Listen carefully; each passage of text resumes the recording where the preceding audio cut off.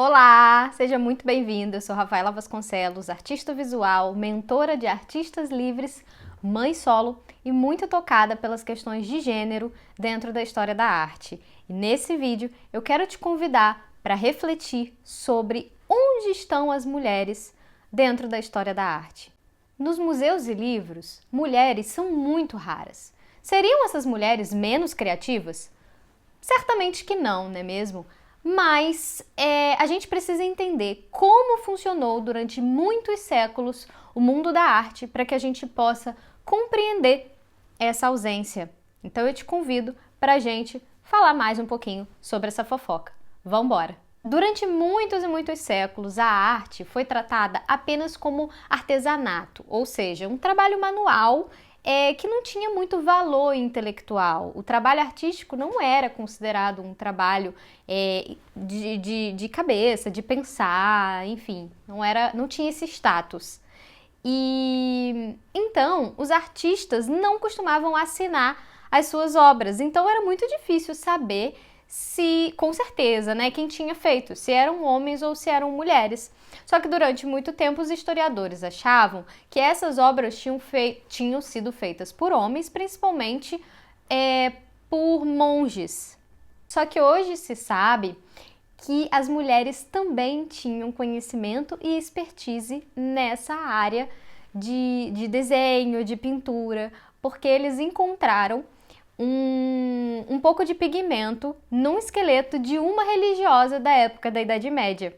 E isso fez mudar um pouco essa perspectiva de que eram os homens que faziam as obras de arte e deu aí essa nova perspectiva para a gente questionar se realmente as mulheres não eram artistas como se achava até o momento. E aí, com a chegada do renascimento cultural, essa história de que a arte não era uma produção intelectual deu uma mudada. A arte subiu de nível ali no status, subiu de status, a pintura e a escultura subiram de status dentro da arte. E Florença começou a borbulhar, Florença, que hoje, no lugar que hoje a gente conhece como Itália, começou a borbulhar como capital da arte, da cultura. Então teve muito investimento nessa área cultural e a família Médici, que eram os donos do dinheiro da época, eram os governantes eles eram também os principais patronos da arte naquele momento, naquele lugar, naquele contexto. Eles eram os maiores encomendadores de obras de arte dos artistas junto com a igreja.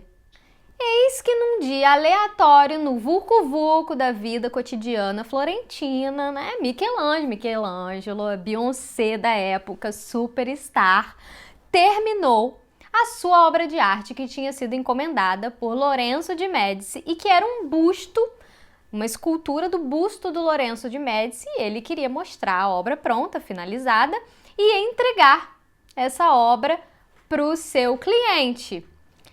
E o que aconteceu? Foi um evento, né? Imagina, Michelangelo terminou, Beyoncé terminou uma composição, vai cantar, vai apresentar pra gente essa composição dela, a gente precisa estar lá presente pra ver o que tá acontecendo. Foi a mesma coisa. Michelangelo foi apresentar, um monte de artista, né? Queria ver a obra finalizada, queria lá estar presente e tal, participar daquele evento. Naquela época não tinha telefone, não dava para tirar uma selfie para registrar o momento do evento. Então o que eles faziam? Pintavam a cena. E existe uma pintura dessa cena. Vou mostrar para vocês essa pintura. Espera aí. Olha, é essa pintura. Essa pintura aqui é todo mundo reunido. O Lorenzo de Médici está aqui, o busto do Lorenzo de Médici, o Michelangelo e os artistas reunidos para ver essa obra do Michelangelo. E aí o que a gente repara nessa selfie marota? Que não era selfie, é um quadro que está inclusive exposto em Florença. Que não tem nenhuma mulher na cena. Tem montanha, tem coluna, tem um monte de homem com roupa colorida, mas não tem nenhuma mulher para contar história. E aí é interessante a gente pensar, né? De novo, Onde estão essas mulheres? Será que essas mulheres não tinham interesse por esse tipo de evento? Será que elas também não queriam ver a escultura pronta do Michelangelo? E o fato é o seguinte, tudo era feito e pensado para que as mulheres ficassem em casa. Elas eram educadas em casa, elas estudavam em casa, e elas eram ensinadas a serem boas esposas e futuras mães.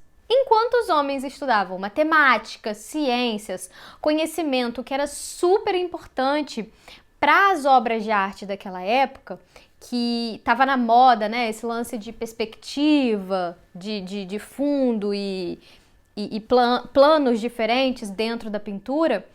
Para as mulheres que não estudavam, não tinham acesso a esse conhecimento de matemática e ciências, etc., era muito difícil competir e concorrer com os homens que estudavam sobre isso.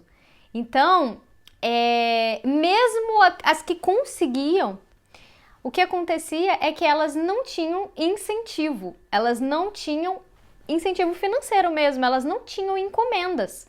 As encomendas eram todas feitas aos artistas homens. Porque, como eu falei no início do vídeo, além dos Médici, que eram os principais patrocinadores de arte, que a gente chama de mecenas, a igreja também era um grande patrocinador e aos olhos da igreja, as mulheres não eram artistas. As mulheres eram simplesmente genitoras. Elas serviam para serem esposas e ter filhos. Então a igreja não encomendava obras de arte de mulheres artistas.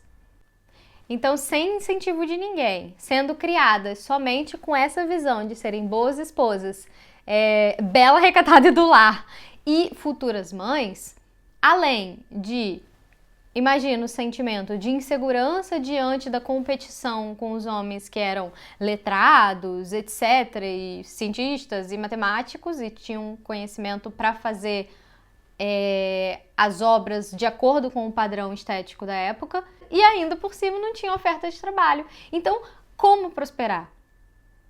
Então eu quero saber se você gosta de vídeos assim, se você quer mais aulas sobre esses assuntos e se você acha que a situação das mulheres melhorou de uma hora para outra. Eu quero falar o que aconteceu uns 2 séculos depois disso com o acesso das mulheres nas escolas de pintura. Então me conta aqui o que você achou desse vídeo, se você já tinha pensado sobre isso e se você quer ver a continuação dessa história e que a gente fofoque mais sobre as mulheres na história da arte. Um beijo para vocês e até a próxima aula!